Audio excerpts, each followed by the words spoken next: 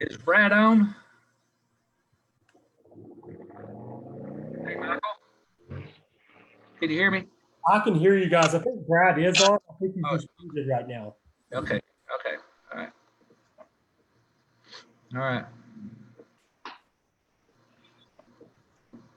Are you there, Brad?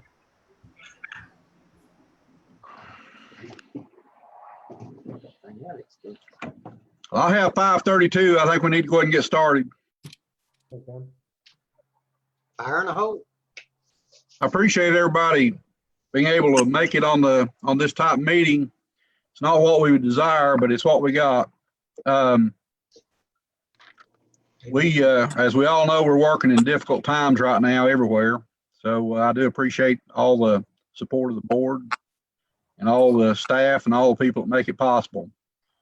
First item on the agenda tonight will be Mr. Brad Burke, and we're going to have a little bit of a change in schedule. The agenda, as Mr. Burke gets through with his presentation, we'll have Dr. Ward come in and talk a little bit about the budget. It's toward the end of the agenda. We'll move it up to the beginning of the agenda. So, Mr. Burke, you're on. Okay, thanks. Mr. Kennedy, I'm sorry. There you go. Yeah, I'll start off if that's okay with everyone. If you guys want to get your budget amendments in front of you, we're going to start with General Purpose School Fund 141. There you go. I think Amanda's actually got it on the screen for us here, so this will make it easier. Right. So this is going to be General Purpose School 141, budget amendment number 9. See here. And item number 1 is to appropriate unassigned fund balance for emergency purchase of backpack sprayers and chemicals for each school. Sprayers will be used to protect against coronavirus. Item number 2 is to reverse original budget entry. An amendment was made for the actual grant amount. Item number 3 is to adjust salary to correct amount and move budget to correct account for FRC category, which is Family Resource Center. Item number 4 is to recognize and appropriate scholarship funds. Hey, just a second. Donna said it won't let her join. She doing something wrong? Or she need an invitation? Or? Let me send her another, let me copy and send another invitation to her. Tell her I'm sending it to her email right now. They're going to send another invitation right now. Amanda, is she using her code to get on, or does she have a code? He said that they said that she said she is using her code to get on. She can't get on? Okay. She said it won't highlight the join option. The first time I did mine wasn't either, remember? Yeah. The second time around it did. You're on speakerphone.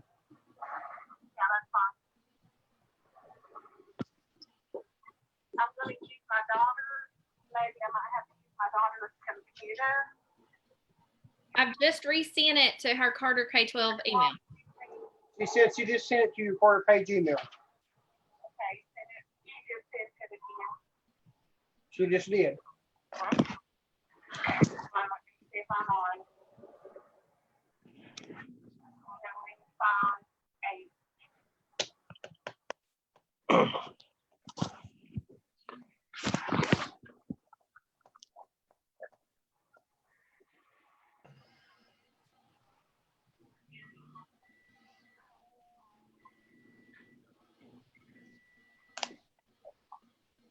The password still CCDOD? Is the password still the same? Yes. Yes. I think it's his password. Do they have to approve me to get in? Nope. She wanted to know if you guys had to approve her to get in. No. No.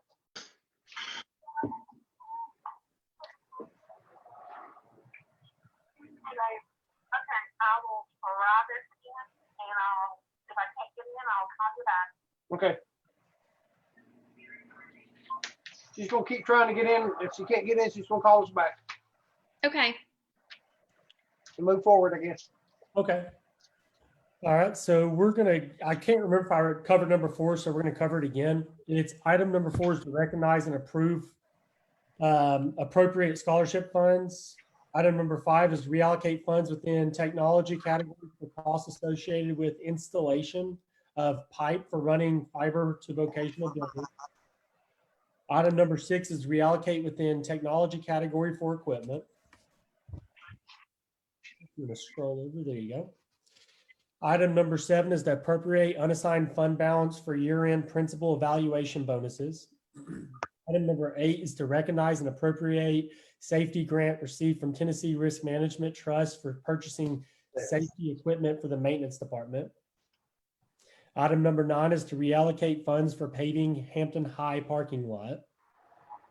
Item number 10 is to adjust for double posting of coordinated school health care. Item number 11 is reallocate within coordinated school health category for purchase of 6 computers. Item number 12 is to adjust out original budget for safe schools. Item number 13 is reallocate within special education non-classroom category. Item number 14 is reallocate for bonuses paid to Head Start paraprofessionals. Scroll down there, Amanda.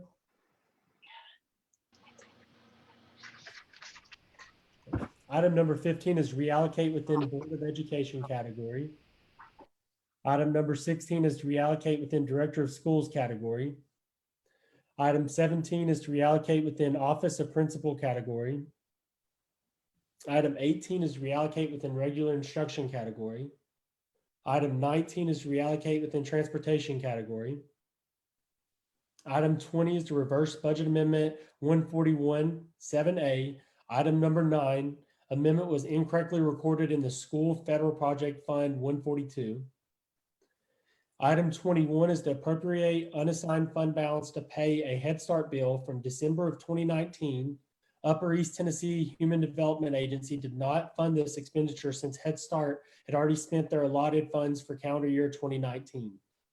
That will be a total amendment of $471,621.87 with $75,456 or $56.90 coming from general purpose school fund balance. Do we have any questions on GPS? Explain number 7, please.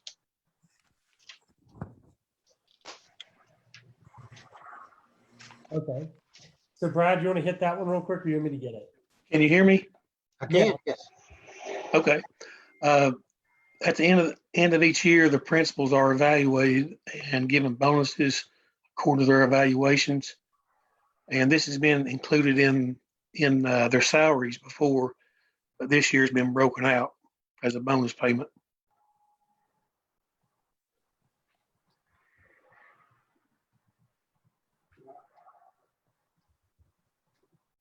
Now, are these principals everywhere, elementary and high school, or is this just high school? It's all principals. Okay, thanks. Right. All right.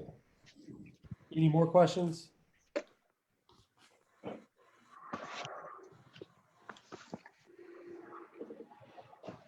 All right, so we're going to move on to School Federal Projects Fund 142. As you can see, Amanda's got it pulled up there. This is budget amendment number 5. Item number 1 is to recognize amendments to special education, IDA Part B, Part 1. Item number 2 is to recognize amendments to Title 1A program. Item number 3 is to reverse budget amendments 141-6. Item number 6, amendment was incorrectly reported in the School Federal Project Funds 142 instead of the GPS Fund 141. Item number 4 is to adjust CTE Perkins basic to agree with the approved budget per E-plan and reallocate for purchase of Chromebooks. That is a total amendment of $118,663.13 with nothing coming from fund balance. Do you have any questions on that?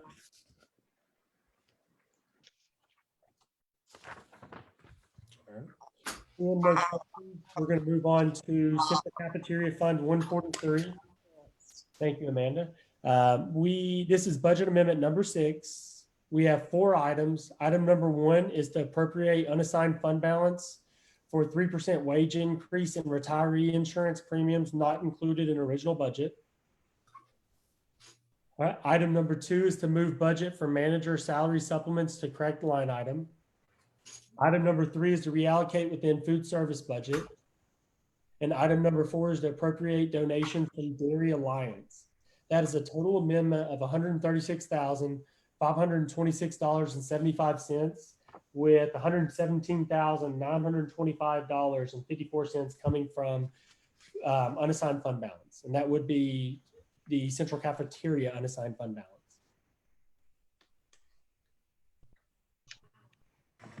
Any questions on that one?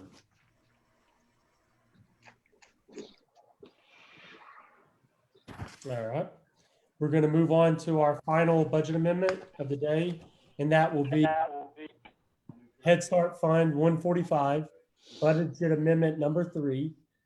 It has 1 item, and that is to reallocate within Head Start budget. And that's a total amendment of $95,603.85 with $28,889.66 coming from Head Start's unassigned fund balance.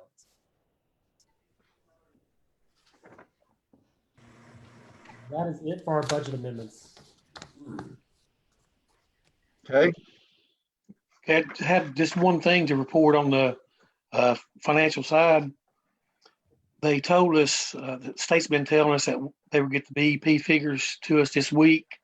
As of right now, we haven't received those, so hopefully those will come in tomorrow sometime. And I'll get those out as quick as I get them. hey, thank you, Brad. You're welcome. Update one thing on that. We actually were in a supervisor study council meeting earlier today, and Mia Hyde from the Corps office, she said pretty much the same thing, that there was a delay. And actually what she said was hopefully within the next 10 days we would get. Oh, no. Yeah, sorry, Brad. Okay, I know, sir, that LaDonna's joined us. Are you on, LaDonna? Yes. Before you got on, I changed the agenda. We're going to have Dr. Ward talk about a little bit about the budget right now. Okay. Thank you. Welcome. Is that it, Michael or Brad? You got anything else in finance? That's it. Thank you, guys. Dr. Ward, you're up. Okay. Pretty much where we're at with budget, and that's disappointing news based on the fact that, earlier in the week, I guess, Brad received an email, and through communication this week, Brad and I were expecting to see these numbers sometime earlier in the week, and anticipating them, probably today or tomorrow. So, Mr. Chairman, right now, based on where we're at and what we're working with this budget, we're going to have this first estimate, and we need this first estimate in hand to see where the numbers are, because this first estimate really dictates, how this budget goes. And so at this time, we're anticipating hopefully sooner, but based on most current information within the next 10 days. So that's where we're at right now. Okay.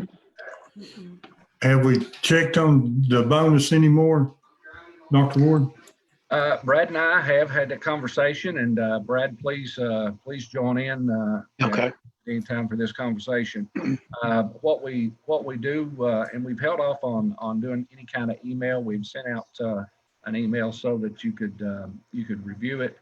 The email is very non-specific. It's generic, and it's more of a, I guess an email for our people to understand that we may be discussing, and there's no dollar amount, but there may be an incentive package on the table for this year, and this year only, that might that the board may look at and consider. Now, just using numbers, if you had if you had 5 people that took advantage of an incentive package, and it was a $5,000 incentive package, these are just examples. Brad and I have had this discussion. You basically have a one-time cost or one-time fixed cost of about $25,000. The 5 positions, if they were indeed positions that would directly affect the expenditures and decrease the expenditures, it would be approximately $250,000. And that would be expenditures that would be a recurring on a recurring basis, as long as you didn't hire anyone to go into any of these 5 positions. That would be a recurring $250,000 savings. So right now, I guess, Brad, do you have anything to offer additional to that? You're doing fine. Are there any questions based on, just understanding it is one-time expenditure, and that would actually, of course, it would have to be something, I guess, that where business would take up on April 30th and the board approve it. But like I said, I do have an email, and it's very generic, not committing the board to anything, but just more of a, I guess, soliciting interest. And I would like to send that email out and just see if we might have some people interested or that would show an interest if something like that was put on the table. Might give us an idea of where our numbers would be. Would we need to agree to send that email out tonight, or would we have to do that on the board meeting, or could you just, everybody agree to let you do that, or will we have to move or second or whatever? Well, I would make that the director's thing there. We wouldn't really have to vote on that. Okay, so it'd just be up to Kevin to do that. Well, let me share this with you. And of course, in seeing the content of the email, knowing it's not putting ourselves in any kind of position except for the fact that we are going to be able to get some information and maybe some feedback. And that will allow for me to better communicate with you. And as we start looking at the BEP numbers, and then we start looking at the expenditures that we're trying to make up the difference for, it would be important to know that up front. So I'll go ahead and put the email out and direct the questions to Ms. Campbell and myself, and that way we can sort of survey some interest, and we'll keep you updated on what that interest level is. So in other words, this will just give us an idea if anybody's really interested or not. I think email, the intent would be just to see if see if in fact there's people that has not signed up to retire that would consider or think about retiring if there was an extra incentive put in place, and that would be some good information to have. But I'll send that email out, and like I said, it'll. Not saying that. Something else that might be of interest to teachers also is to know, I know that last week we had some question, regarding, how teachers would be selected, things like that. There was some uncertainty, and we've been fortunate enough to, Carter County has a policy about that gives us a starting point for how teachers might be possibly selected. So for those who are interested, log on to the school board policy page under personnel, and you'll find, I think it's 5.116. And it states that it's not based on last one hired, first one, selected to be on the layoff list, but actually it goes on the level of effectiveness. And it gives some more information about that. If teachers are interested, that might give them some direction and some things to consider that might be helpful. Amanda, could you email all of us that policy? Yes, I'll send it to you right now. Thank you. You're welcome.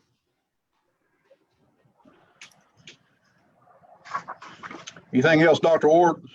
No, sir. Have a couple small pieces right at the very end. not now. Okay. Lindsay, Yes, Lindsay Feathers, I'm here. you're up next. Okay. I just wanted to give an update. We did a pre-bid meeting this past Tuesday for equipment that we would like to replace this summer. I've discussed this previously in workshops. We're looking at replacing a walk-in freezer at Happy Valley Elementary and 2 dish machines, one at Hampton High and one at Happy Valley High, and then also a serving line at Hampton Elementary. I did have 3 prospective bidders attend that meeting. So we will open those bids on April the 29th. So I'll be bringing that to the next board meeting. Also wanted to update you on how many meals were served this week in our feeding programs. We served 9,504 meals. Oh, actually, I'm sorry. That was only on Wednesday. We served 14,716 total meals this week. Okay, and what's your schedule for those? What days do you do that?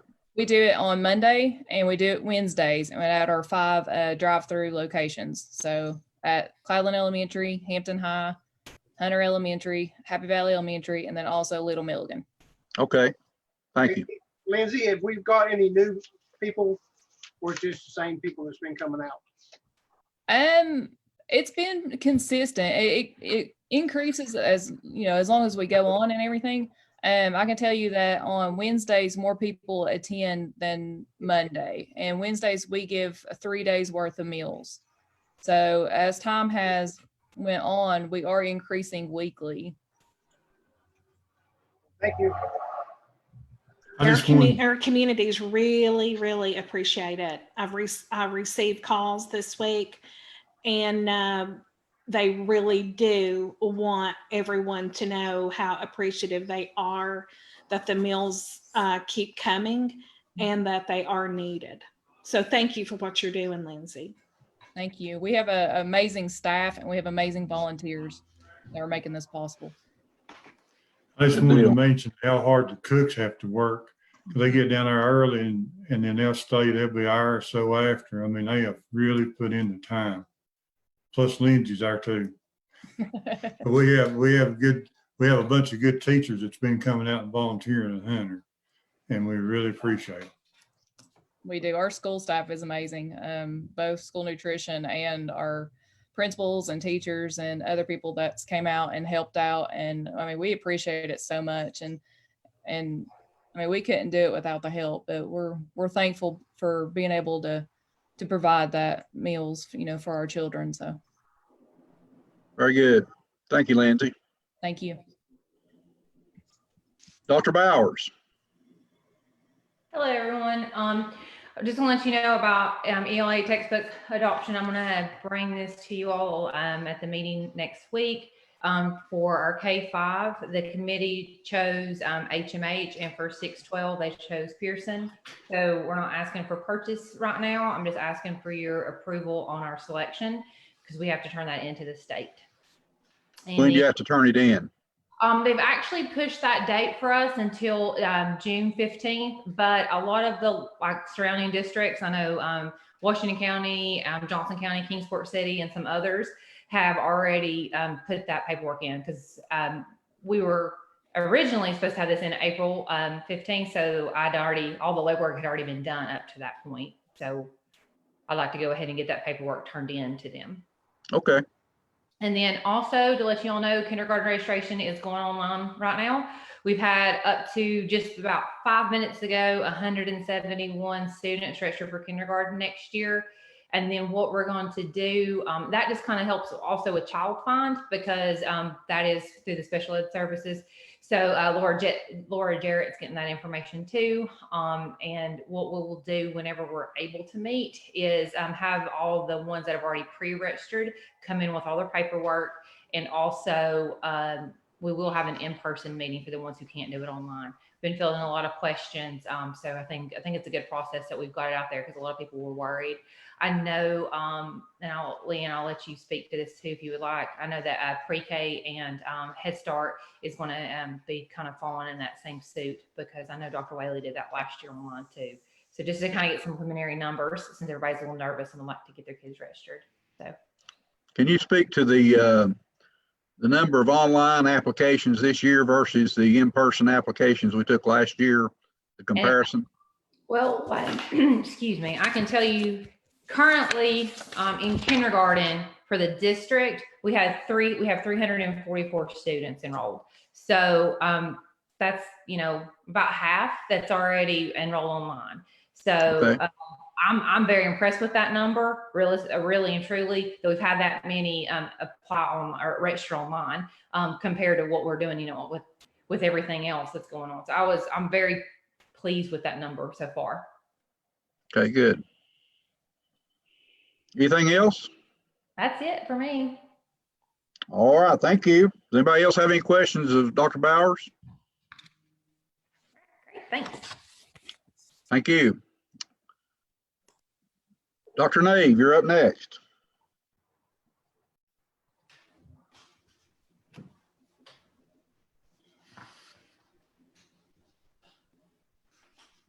Sorry about that. I was having trouble getting unmuted.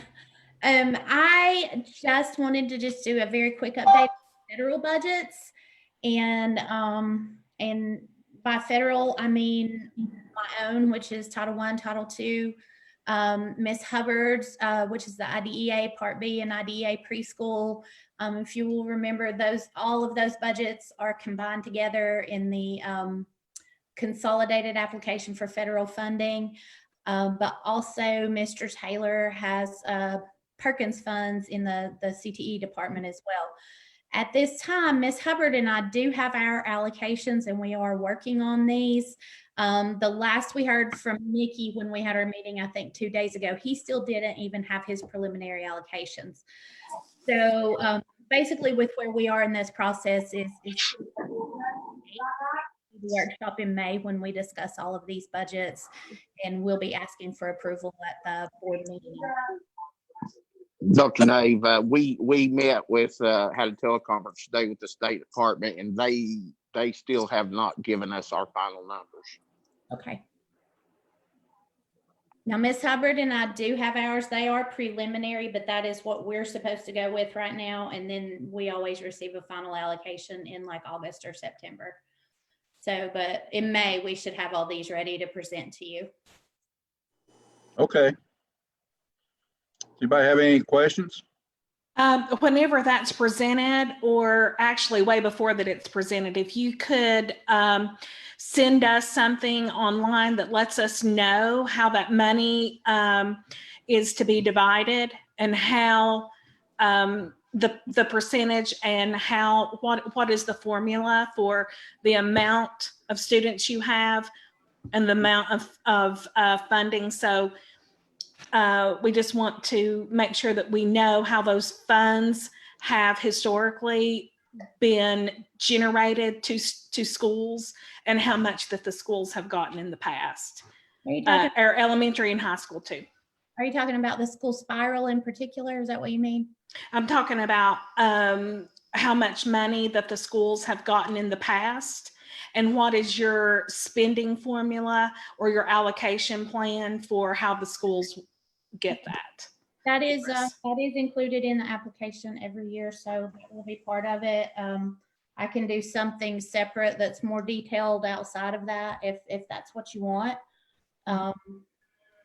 Which when I'm doing that, I can show it to you and you can let me know if that's what you want or if you want something more detailed. Is that Gotcha. And thank you for sending that letter by Henry LaFollette. That was good. Thank you. You're welcome. Anybody else have anything for Jerry Beth? Thank you. All right, thank you. Ms. Campbell, you're up. Yes, thank you. At our next board meeting, which I think is going to be the 30th, if I'm correct, during the new business, I will be presenting to you all 2 policies.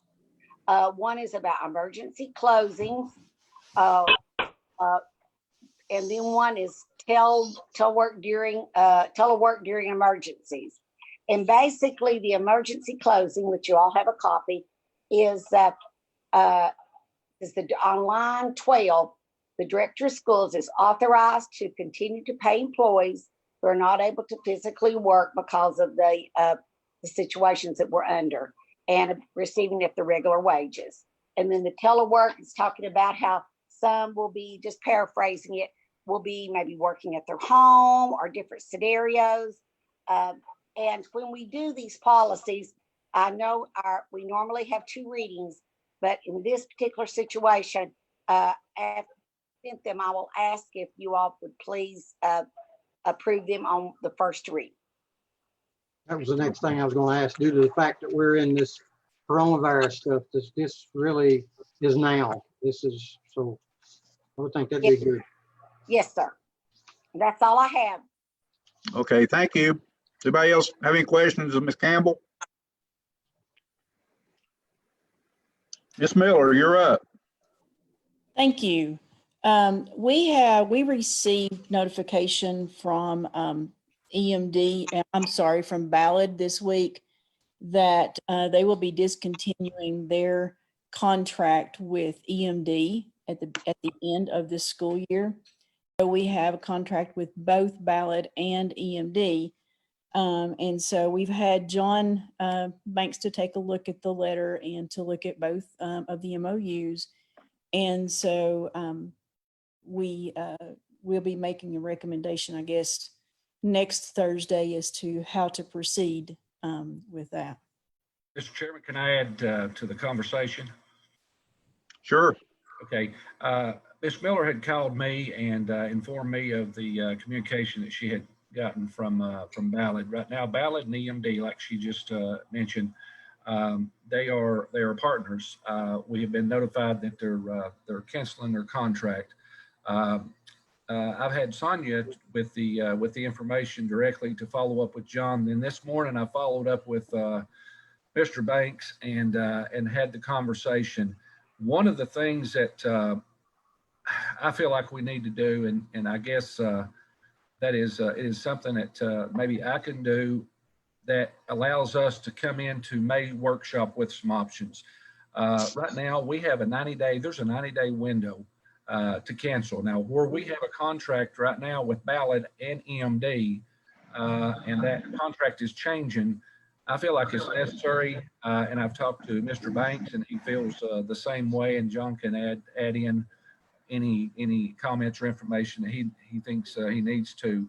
But I feel like we need to go ahead and provide a letter and to be within this 90-day window. And this 90-day window is actually May 1st, and our board meeting is on April 30th. I'd like to go ahead and dictate a letter, have John to dictate a letter and give it to us. Let me go ahead and put that in a mail certified, and then for us to come back into May's workshop with either one MOU or both MOUs in terms of what direction or what recommendations and what direction we want to go next year with the EMD program. Of course, that's discussion, I guess, for May. But right now, we do, I think, need to move pretty quick, and John can assist us with this matter in going ahead and operating or getting a letter within 90 days out, so that we can go ahead and give ourselves some options as it relates to this contract. Mr. Okay. Anybody have any questions? Can we clarify that meeting date? We have 2 meeting dates that were stated. The board meeting? Yes. April 30th, is that correct? That's correct. Okay. And then May 1st is really when we fall inside that 90-day window. So, we could come back. And I guess we need to ask John the legalities of maybe coming back and you all making it official in the board meeting. But I feel like I need to really go ahead and react if we're going to give ourselves some options and look at this. And it may be that the contract would be void in itself based on the fact it's written with partnerships, and they are dissolving that partnership. So the contract's actually changing. John, could you elaborate?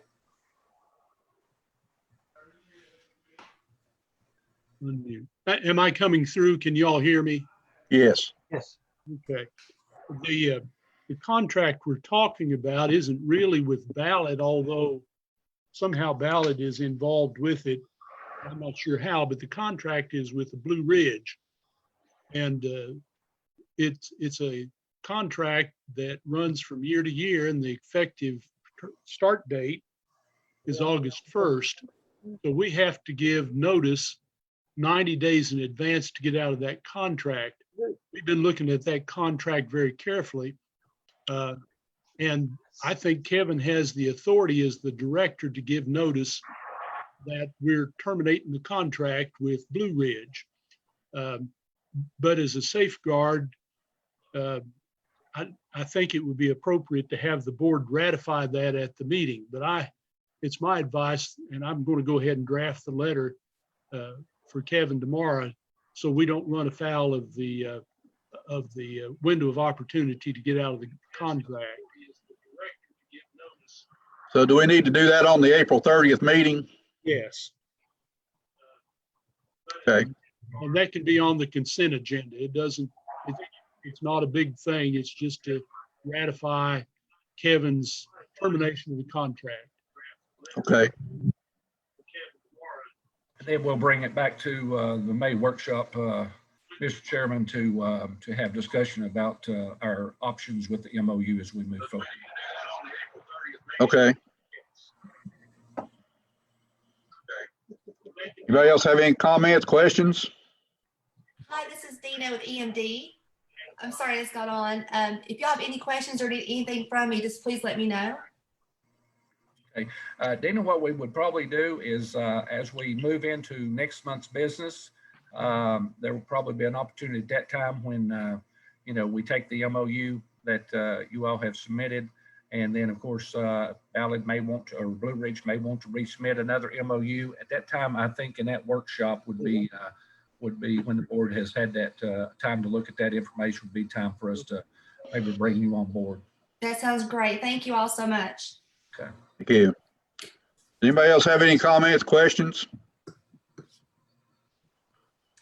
Mr. Sams, you're up, sir. Good evening. Can you hear me? Yeah, I can hear you. Okay.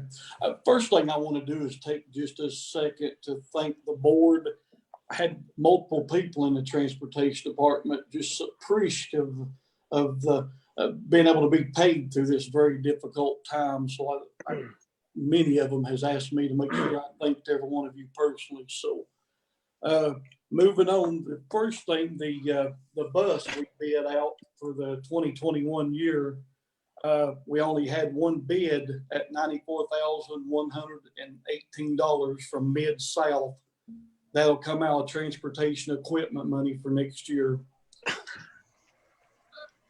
Any questions on that? Was that the same company that we got our last bus from? Yes, sir. Yes, sir. Have you had good service with that? Yeah, that was a Thomas built bus, and they're a quality bus. Okay. Wayne, what size was this bus again? I'm sorry, I may not heard. It's a 72 passenger bus. 72, okay. Yeah, we've started the last few we bought, we've moved to the 72 passenger, gives us just a little more capacity and for about the same money. So we pretty well have one from now on, we'll do this 72 instead of the 66 passenger. No change in like your driver's license or permits? No, it's still the same requirements as far as the license to drive. Thank you. The next thing we have is our camera systems. We bid out to put 6 new systems on our buses. What we talked about doing, we're going to take the old systems off some of these buses to help kind of spare parts for some of our older equipment. We'll put 6 new systems on. We had several different places, actually 7 of them bid on this, anywhere from $11,784 all the way up to $41,000 and something. So it's a broad range. The one I chose that I would like to present to the board was REI with the accessories. The total, it was $13,211. With the accessories, it comes to $14,561.70. The reason I chose this company, they're compatible with our needs. quality systems. I spoke with several different departments that's using this particular system, a great system. I think it'll help us advance a little bit more with our needs as far as our school system. They've got a wonderful technical support with these systems. So this particular money will come out of our advertisement money, which it's a blessing to be tax-free dollars that we invest in these camera systems. So what I would like to ask the board on these two is next week to approve them for purchase. But is there any questions? I don't have any. Does anybody else have any questions or comments for Mr. Sams? Thank you, Wayne, for what you're doing. Thank you for all the things you're helping us with right now as well. No, thank you. Mr. Walsh. Good evening. I've only got a couple of things. I think Amanda's gave y'all copies of some of the bid openings that we went to. You should have copies of 3 there, I think. The first one we need to talk about will be, I can't see what she put up, the bleachers at Hampton. We had 3 bids on those. Holman Construction was the cheap bid at $103,440. And our board meeting on the 30th, I'll ask for y'all's approval to go ahead and get that project started. It's going to be pushing pretty hard with this COVID virus and everything. The factories is slowing down to get these in by the start of school next year. And the other bid that I'll be asking for approval on will be the bathroom renovations at Happy Valley High School. The cheap bid on those came in from Preston Construction at $199,500. And that's 4 restrooms. That's upstairs and downstairs. That'd be the only ones that we haven't done at Happy Valley. And after we do these 4, we've only like a couple of more restrooms throughout the county that hasn't been modernized and cleaned up a little bit. I did get bids on the paving at Happy Valley, and they were just absolutely astronomical figures.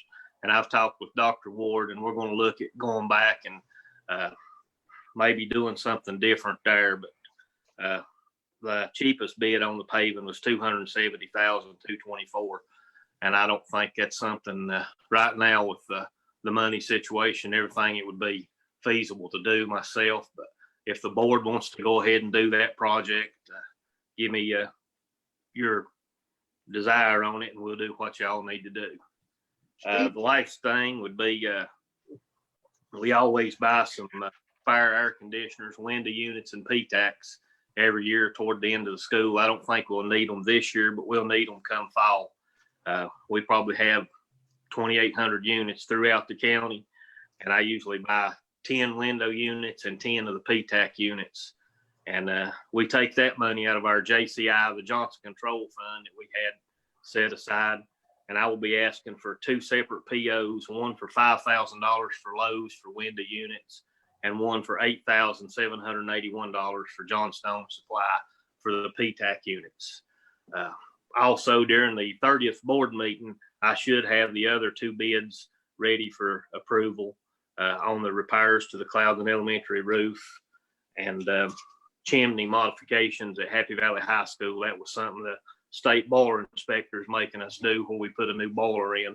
We can no longer use masonry chimneys, and we're going to have to go through the roof and do a metal flue system. Okay. Hey, Steve, on the estimate, just a quick question or answer. Holman was lowest at 270,224. What was the estimate? How much was that above what we was estimating? Quite a bit. I had it, me and the architects together, we had estimated about 125 to 150,000. So it was quite a bit more. So about 100,000 more. Okay. Mr. Chairman, on that one, I just, I guess after talking with Steve, make a recommendation that we just hold off on that project based on the increase in the estimate. Steve? I agree. Steve? Yes, sir. Did we ask the county highway department to look at that bid also? Yes, I did. And some of the things that we were wanting to do down there, they didn't really have the time to do. And after I got this estimate bid opening from the three companies here. I have went back and talked to Shannon, and he's talking to Roger again. And we're going to look at maybe coming back, and rather than redoing the whole parking lot, just doing some of the troubled areas. And as the old saying goes, Band-Aid for now. Right. I know the county did a good job at the courthouse when they did the paving there and some other locations that's been done. You know, I thought maybe we could save some money by using the county if we possibly could. Yeah, I've asked them to look at it, and I think it was just a little bit more than what they felt they were going to have time to do with the flooding damage they were working on and everything else. I But think now- it was Right. But more now of we're a- looking at putting it off. So, you know, that might be another option for us. Yes, sir. Does anybody else have any questions for Mr. Walsh?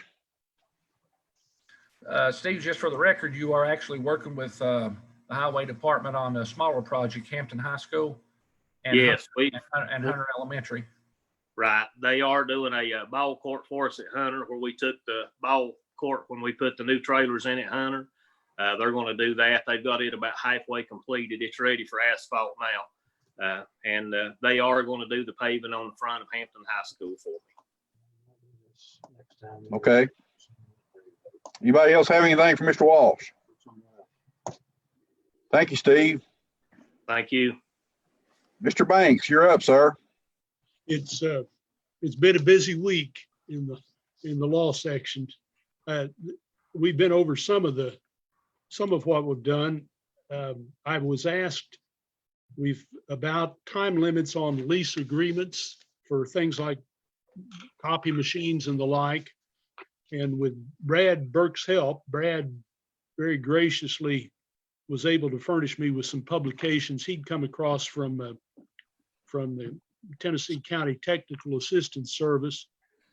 But from looking at that and the Tennessee Code, it doesn't look like there's any Tennessee statutes which set a specific maximum time limit on something like a lease or a lease purchase of a copy machine. That's something clearly the board would be able to, it clearly has the authority to set a specific time limit on such leases. We've had some talk about that, and I was asked to see if in fact there is a time limitation. So that's for your information. I know, or at least I'm informed that some of our copy machines, our leases are looking to expire, and you all needed some information about renewing those or bidding them out. Another thing that I was asked to look at is we know we have a possibility of some hard choices in teaching positions that might be eliminated. I've done some research on that, and I'll furnish you all with something in writing about that. But that's governed by Tennessee Code annotated 49.511, and basically it gives the board the power, if there's a necessity to reduce the number of teaching positions because of decrease in enrollment or other good reasons, board's empowered to dismiss teachers based on their level of effectiveness. And LaDonna very carefully and accurately expressed that our policy reflects that. Teachers are, if there is a need to take such action to dismiss teachers, and I hope there won't be, but we simply don't know, then teachers are based on their evaluations. The teachers rated in the three highest categories because of abolition of a position are placed on a list for reemployment, and they're given preference. However, nothing, the law is very careful to say that nothing in this subsection about preference deprives the director of schools of the power to determine the filling of a vacancy on the basis of the director's evaluation of the teacher's competence, compatibility, and suitability. So that, I can't find a case where that new statute has been tested. There may be one there, and I simply didn't have time today to look at it, but the law does say if worst case scenario comes up, and again, I hope that it doesn't, but if it does, then the board does have the authority to dismiss teachers, even if they're tenured, in order to meet the demands of the budget. Thank you, John. Anybody have any questions, Mr. Banks?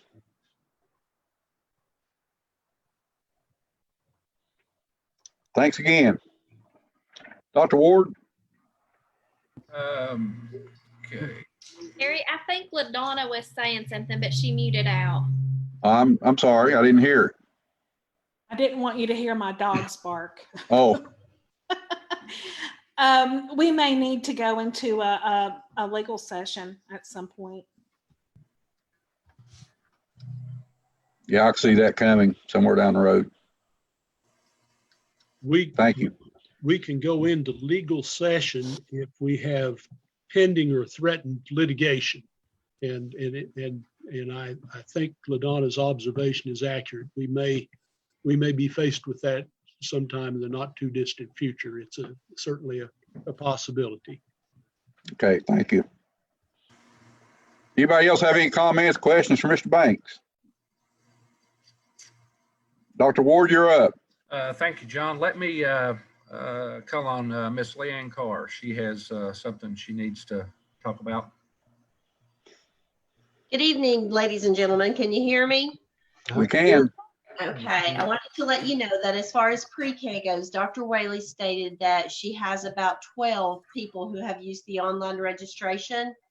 And Head Start right now, we have about 16 that have used the online registration, and one teacher has been taking applications over the phone for us. So she's got about 12 applications in.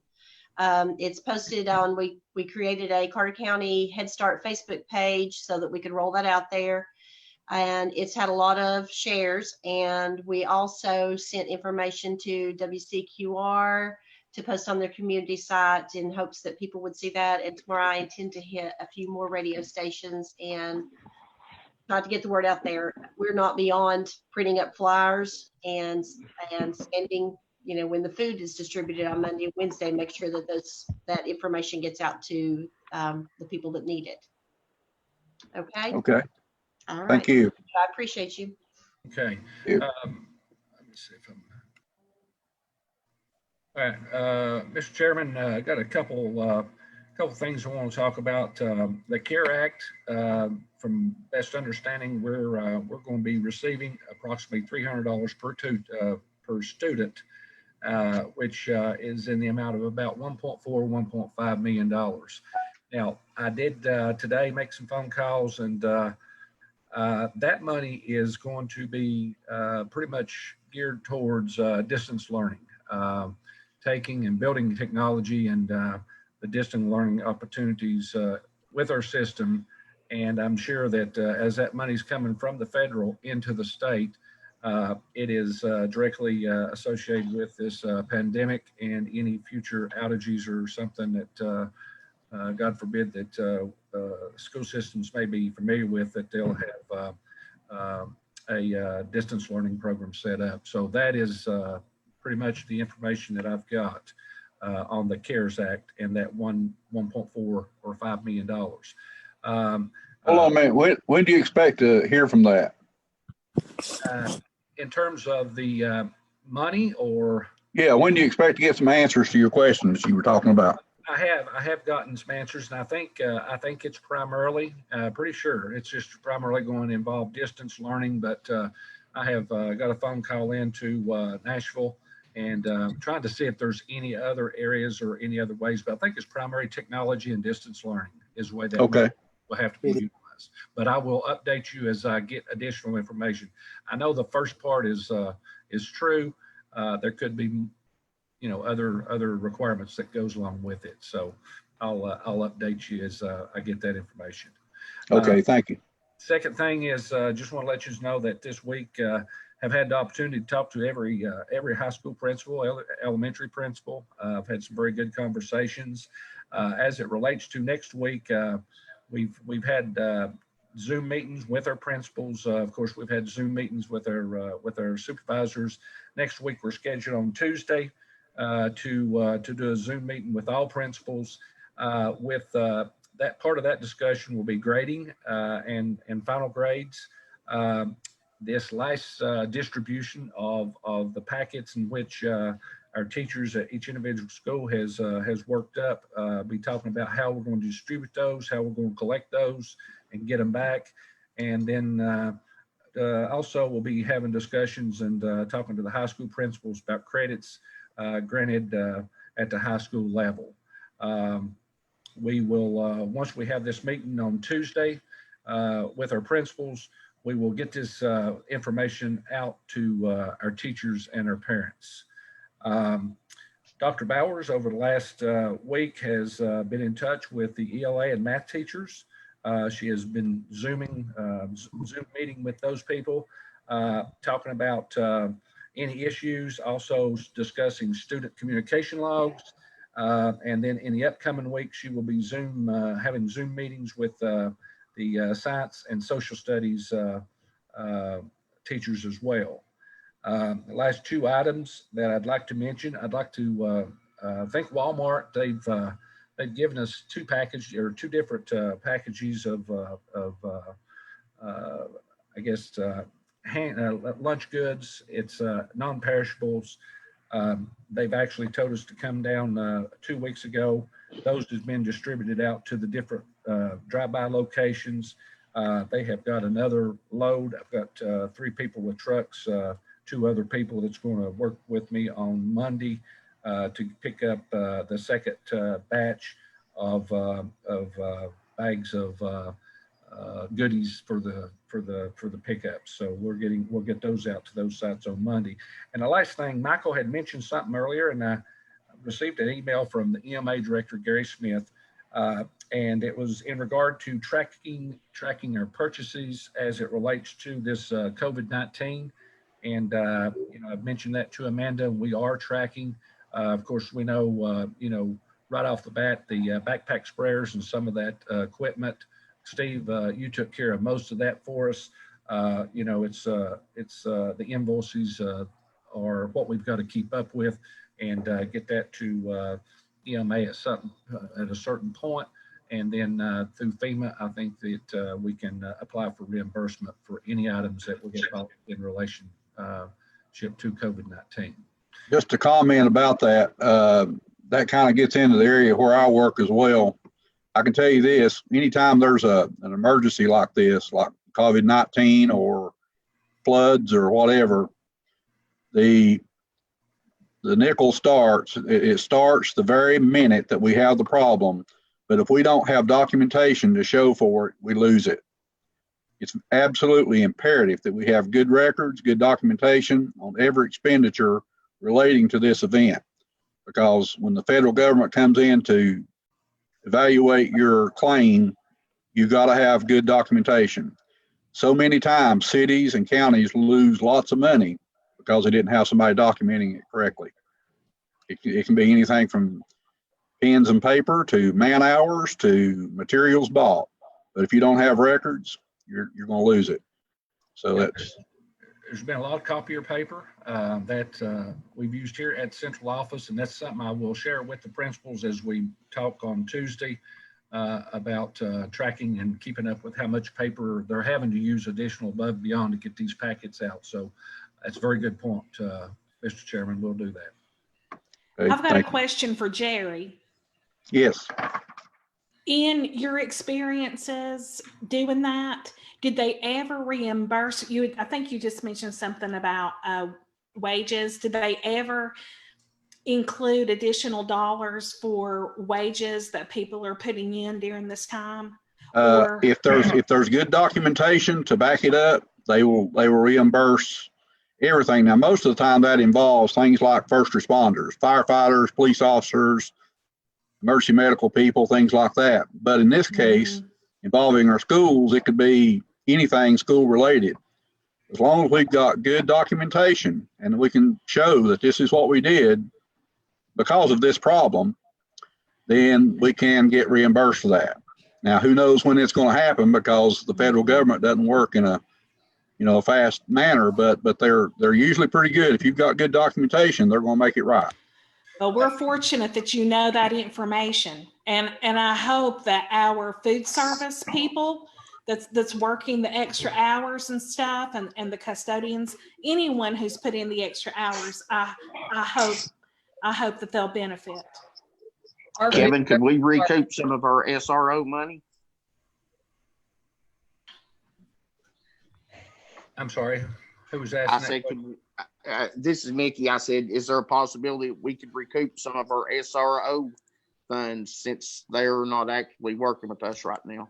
I don't know about from federal government, but we could probably enter or have a conversation with the sheriff about maybe trying to recoup some of that, because they're being usually used solely during this time for sheriff department business. So I think that's a piece of conversation. Mr. Chairman, let me not forget Food City has also donated money towards the food service and some of the works and stuff that they're doing, and we're just appreciative of both Walmart and Food City for the fact that they're thinking about us and our kids during this time of great uncertainty. But that's it. That's all I've got, unless there's any questions. I would just like to make the statement that maybe we ought to consider some type of a certificate of appreciation of both of those places of business for their continued cooperation and support of us. It's That's very a great important. idea. I got a question, unrelated, but it's kind of related to the end of the year school business. Has anybody given any thought to trying to have some type of a graduation for our seniors? This is a pretty important part of any high school or any school kid's life, is to have graduation. It's going to require thinking out of the box, but is there any type of way that we could have a graduation? Maybe it's a drive-by handing out a diploma through a car window or something, but there ought to be something. Has anybody put any thought into that? We have this. I can't hear you. You're muted, Dr. Ward. Can you hear me now? I can hear you now. Okay, I'm getting my mute and unmute crossed up. What we've done, we've talked to our high school principals, and we have basically, and they agree. Everybody feels the same way. We want to do something. I think we're waiting, and in the coming weeks, be another opportunity to look and see where we're at in early May with this pandemic.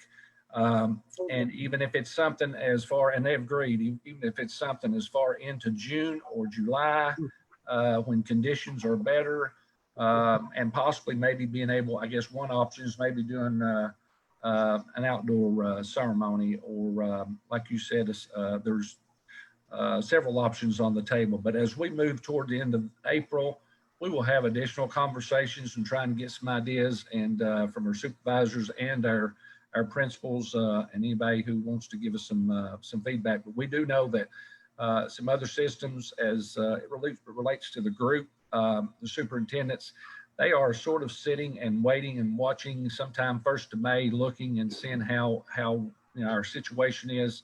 And then at that point in time, we'll make some decisions or try to schedule some dates looking forward. But it's a very special time.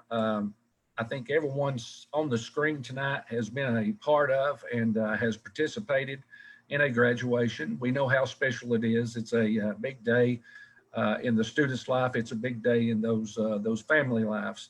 And, we're committed to making sure that in some shape or form, we can have some way of honoring our graduating seniors through graduation. Is there any way, is there any way that we could have our seniors who want their picture displayed on a running, like a running display on our main school district website? I know that WJHL has done something like that where people can just upload their graduates, whether it's college or high school, and their picture is on like a running ticker tape at the bottom, something like that. I would love for those who are interested to submit their name and us be able to see a running ticker tape of all of our seniors this year on our school website. If it's something that is a practical solution and it's not something so complex with technology or something. Dr. Boone, I think that's absolutely doable. We could get with Scott, we could get with a couple of others, have them submit the information to them and the pictures. I think that's absolutely doable. I think that would be great because Jerry is right. You know, this is a special time and our students have lost a lot of time together at the end of this quarter. And I think that would really make them feel special. Okay. Mr. Stout, let me do this real quick, and I'm gonna let Tony sort of share the lighting that they, we got the email where they lit up the field on a particular date at Happy Valley. Could you share that with the board, because that was really a great idea and something special for those kids? Yeah, I'll be glad to. So it's a national trend that has been happening to honor those senior, mainly athletes. They've been lighting up the athletic fields, and at a specific time, and military time is 2020, and that is at 8:20. So they are lighting the fields at 8:20, and I think they're doing that for 20 minutes just to honor those seniors. And I think that's a great gesture for those. They actually did that down at Happy Valley about a week or so ago because I attended it. Yes, Gary, that's right. There was some, apparently it came out on Facebook or something, but yes, we went down and it's pretty cool. There was a few people showed up, but yeah, it is a national trend. Yeah. I love that idea. Yeah. Thank you, Tony. Anybody got anything else? Last item on the agenda is shows me and Tony. Mr. Garland, you want to go ahead and share with them the update on the director's search?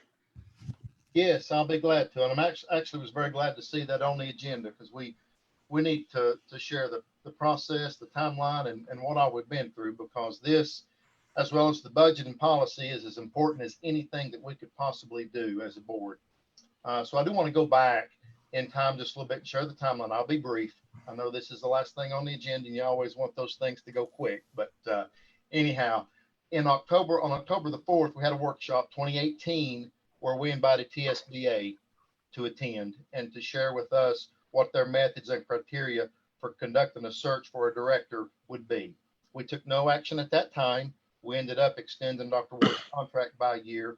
Now in September the 10th at a workshop, we asked Mr. Wayne Qualls to present his methods and criteria for conducting a search for director of schools. In that meeting that same month, we approved a contract and agreement for Mr. Qualls to conduct the search for our next director of schools. On October the 28th, we provided, the Board of Education provided criteria of what we were looking for an ideal candidate to Mr. Qualls.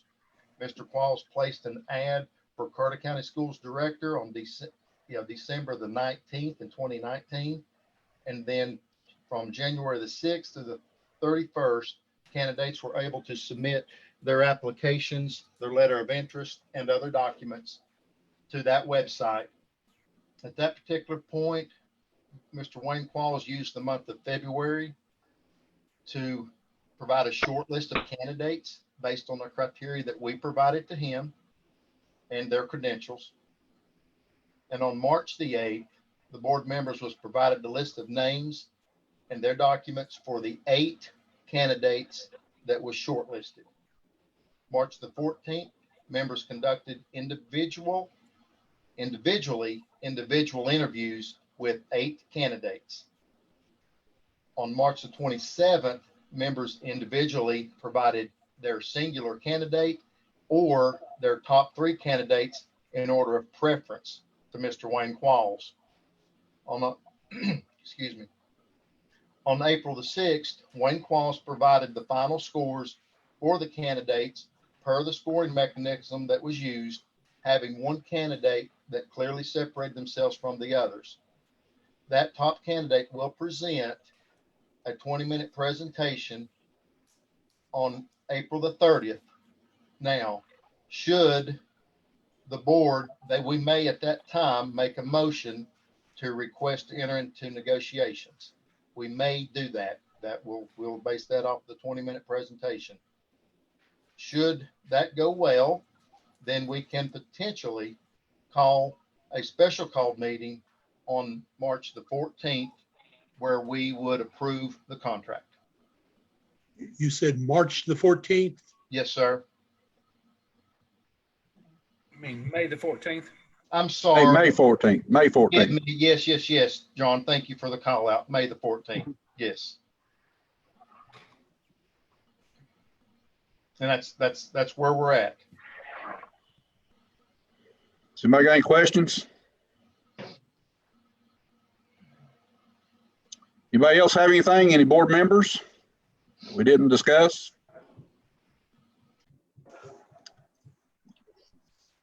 Well, I'd say we'll adjourn the meeting if everybody's in agreement with that. In part. Did I get a second, Mr. Crane? Hey, third, fourth, fifth. Yeah. All right. Thank you, guys. Thanks for participating. Thank you. Thank you and have a good evening. You too.